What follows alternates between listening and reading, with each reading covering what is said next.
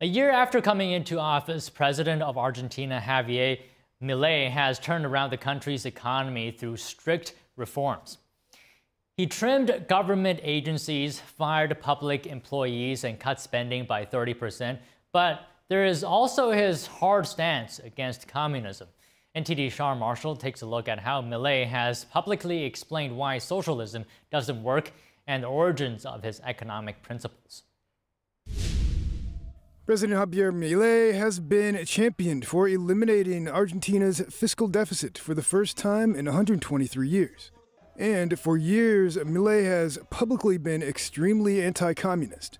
According to Antonio Graceffo, who has written a book on the subject, Milei's methods stem from the Austrian School of Economics. Austrian economics is a very conservative branch of economics that calls for very small government, no debt.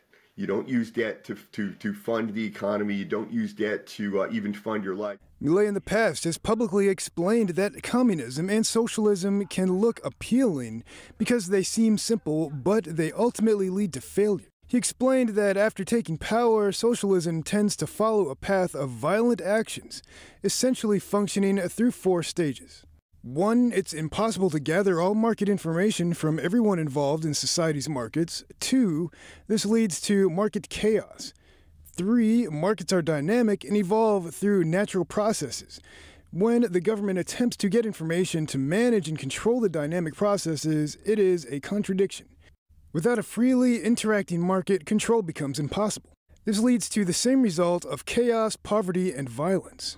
So all the information for the seller to know what products to sell, what price to sell, the sizes, the colors, it all comes from the consumers in real time.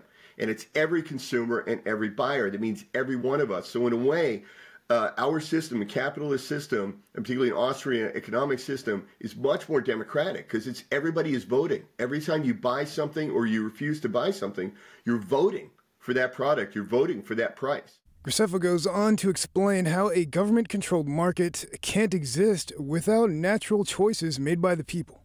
So the central idea of Austrian economics is that every buyer and every seller every day is exchanging information, right? In the U.S., it's legal to sell fish ice cream, but nobody sells fish ice cream because nobody wants to buy fish ice cream.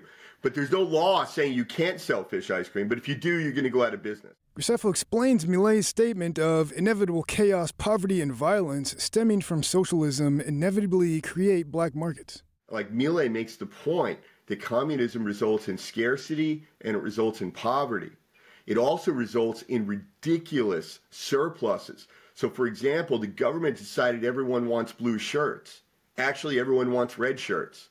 So the blue shirts get manufactured, nobody buys them, there's a shortage of red shirts, then a black market develops because people actually want the red shirts, and now the price of red shirts on the black market goes up. I mean, this is what happens in communism. Milei sometimes campaigned with a chainsaw in hand, pledging to slash government bureaucracy in a country that he said had embraced socialist ideas for the last 100 years and was now eager to shake them off. Sean Marshall, NTD News.